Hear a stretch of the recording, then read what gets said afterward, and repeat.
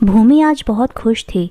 आखिरकार वो पल आ ही गया था जिसका उसे कब से इंतजार था। वो तो कब से चाहती थी कि उसकी सगी बहन राशि ही उसकी सगी देवरानी भी बन जाए, मगर ससुराल में सास ससुर के सामने अपने मन की बात लाने में उसे समय लगा था।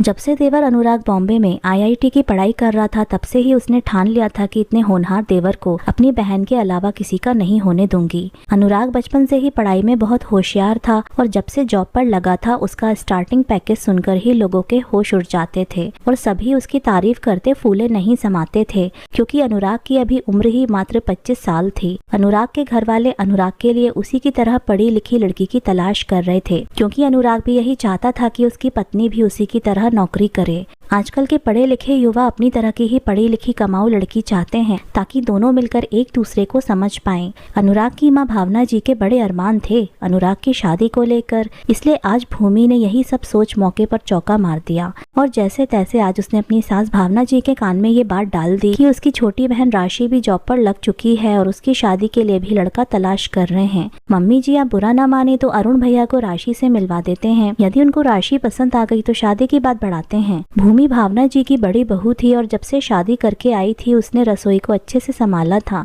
रसोई में उसी का राज चलता था। हालांकि वे भूमि की हरकतों को भली भांति रूप से जानती थीं, मगर उनका मानना था कि जरूरी नहीं कि दोनों बहनें एक जैसी हों। हो सकता है भूमि की छोटी बहन राशि उससे ज्यादा समझदार हो। यही सोचकर उन्होंने भी अनुराग और राशि को मिलवाने के आइडिया पर हामी भर दी थी। आज जब अनुराग ऑफिस से घर आया तो भावना जी ने अनुराग से उसकी भाभी भूमि की छोटी बहन राशि से मिलने की बात अनुराग से कह डाली, मगर जैसे ही अनुराग ने ये बात सुनी अनुराग बोला, मम्मी अब तक आप लोग मेरे लिए रिश्ता तलाश कर रहे थे, मैं जानता था, मगर अब आप लोग मेरी शादी को लेकर शायद बहुत सीरियस हो गए हैं। मैं किसी के दिल को चोट नहीं पहुंचाना चाहता, इसलिए शायद अब समय आ गया है कि मुझे सच्चाई बतानी पड़ेगी। मम्मी मैं मेरे ही ऑफिस में साथ काम करने वाली अपर्णा से बहुत प्यार करता हूँ और उसी से शादी भी करना चाहता हूँ। भावना जी खुश होते हुए बोली, अरे पगले इतने समय से ये बात छुपाई क्यों? अनुराग बोला, मम्मी अपर्णा के माता पिता बहुत मध्यम वर्गीय लोग हैं। अपर्णा के पैसों से ही उनका घर चलता है। अपर्णा बहुत सीधी और संस्कारी लड़की है, बस यही बात मेरे दिल को भा गई थी। भावना जी ने तो इस रिश्ते के लिए अपनी स्वीकृति दे दी, मगर भूमि उसे तो ये बात हजम ही नहीं हो रही थी। वो नाक भौं सिकोड़कर भावना जी से बोली, मम्मी जी अनुराग भैया ने तो आपके सारे अरमानों पर पानी फेर दिया। भावना जी बोली, मेरी खुशी अनुराग की खुशी में है। वो जिससे शादी करना चाहता है उसमें जरूर कुछ बात होगी, क्योंकि अनुराग हमेशा समझदारी से अपने निर्णय लेता है। भूमि के सारे किए कराए पर पानी फिर गया था। अब तो उसे मन ही मन इंतजार था अपर्णा से मिलने का, जिसने उसकी बहन राशि की जगह छीन ली थी। एक हफ्ते के बाद अनुराग ने अपर्णा के घर वालों से अपने घर वालों को मिलवा दिया। बहुत सिंपल और दिखावे से परे थे अपर्णा के घर वाले, और वैसी ही थी अपर्णा।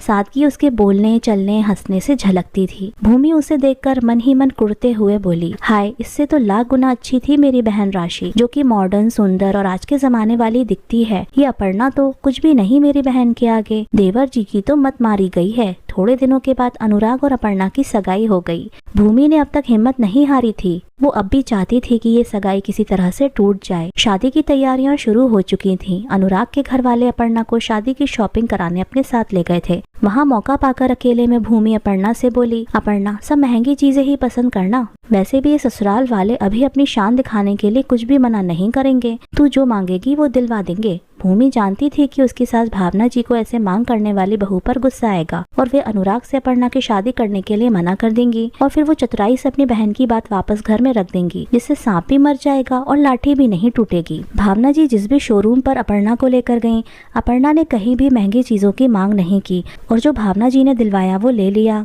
क्योंकि भावना एक बहुत समझदार लड़की थी। उसे तो रुपए पैसे चीजों का कोई भी लालच था ही नहीं। ये सब देखकर भूमि को बहुत गुस्सा आया और सारी शॉपिंग के बाद वो ताना मारकर बोली, अपर्णा बुरा मत मानना, मगर तुम जैसे गरीब घर की हो, तुमने वैसे ही चीजें पसंद की हैं। अब क्या है कि बंदर क्या जाने अदरक का स्वाद। कभी महंगी चीजें पहनी ही नहीं तुमने, तो तुम क्या समझोगे कि क्वालिटी क्या होती है। अपर्णा को उसकी जेठानी का रवैया बड़ा अजीब लग रहा था। उसे समझ में नहीं आ रहा था कि वो उसके साथ ऐसे क्यों बर्ताव कर रही है। खैर अपर्णा कुछ भी ना बोली, मगर भावना जी जान चुकी थी कि भूमि ऐसा बर्ताव क्यों कर रही है। अनुराग और अपर्णा की शादी धूमधाम से हो चुकी थी। अपर्णा के घर वालों से जो भी बनता था वो खर्चा किया। उन लोगों ने अपर्णा के ससुराल वालों को उपहार भी दिए थे।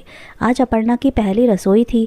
वो रसोई में पहुंची तो जेठानी भूमि ने उसे उसके मायके से आई हुई साड़ी वापस अपर्णा को पकड़ाते हुए कहा, अपर्णा ये साड़ी या तो तुम पहन लेना या काम वाली को दे देना, मैं इतनी लो स्टैंडर्ड साड़ियाँ नहीं पहनती। अपर्णा को तो रोना ही आ गया। अपर्णा के मायके वालों ने बहुत प्यार से अपर्णा के ससुराल वालों को गिफ्ट दिए थे। अपर्णा फिर से छोटा सा मुंह लेकर रह गई। नई नई बहू थी तो घर में कुछ हंगामा नहीं करना चाहती थी, मगर भावना जी जो ये सब देख रही थी सोचने लगी, यदि भूमि अपर्णा का हमेशा इसी तरह तिरस्कार करती रही तो वो दिन दूर नहीं जब ये संयुक्त परिवार बिखर जाएगा। भावना जी भूमि के मुंह नहीं लगना चाहती थी, क्योंकि वो जानती थी कि भूमि एक अमीर मायके की गुस्से वाली और बदतमीज बेटी है। भले यहाँ उसके पति राघव के सामने नहीं चलती थी, मगर वो भावना जी के साथ पहले भी घर में हंगामा कर चुकी थी। अपर्णा को शादी के अब महीना भर हो चुका था और ऑफिस ज्वाइन करने के दिन आ गए थे। सुबह अपर्णा अपना टिफिन नाश्ता सब कुछ तैयार करके ऑफिस जाने लगी, क्योंकि भूमि तो जल्दी उठती ही नहीं थी। शाम को जब अपर्णा ऑफिस से आती तो भी उसे रसोई में काम लदा हुआ मिलता। भूमि बात बात में अपर्णा को कुछ न कुछ सुना ही देती। जब भावना जी ने भूमि को समझाने का प्रयास किया तो भूमि बोली, मम्मी जी अपर्णा पैसे कमाकर क्या मुझे देने वाली है जो आप मुझे घर में उसकी मदद करने को कह रही हो। अपर्णा का भूमि द्वारा बार बार तिरस्कार अपर्णा के स्वाभिमान को तोड़ रहा था। आज रविवार था, सभी लोग घर पर थे और दोपहर का खाना खाकर आराम करने जाने वाले थे। उतने में अपर्णा के पिताजी का फोन आया कि वे अपर्णा के शहर आए हुए हैं। अपर्णा ने उन्हें अपने घर आने की जिद की और खाना यहीं खाने को कहा। वो बोले ठीक है, वो अपना काम निपटा कर 1 घंटे में उससे मिलने आएंगे। रूपाली रसोई में जाकर दाल भिगोने ही वाली थी कि भूमि बोली, तुम्हारे पापा ही तो आ रहे हैं, खिचड़ी खिला दो उन्हें। अब अभी का खाना खाकर हो चुका है, अब फिर से खाना नहीं बनेगा रसोई में, समझी। अपर्णा बोली, भाभी पापा पहली बार मेरे घर आ रहे हैं, ऐसे कैसे मैं उन्हें खिचड़ी खिलाऊंगी, क्या ये शोभा देता है। भूमि बोली, गरीब घर की लड़की की जबान तो देखो कैसे पटर पटर चलती है।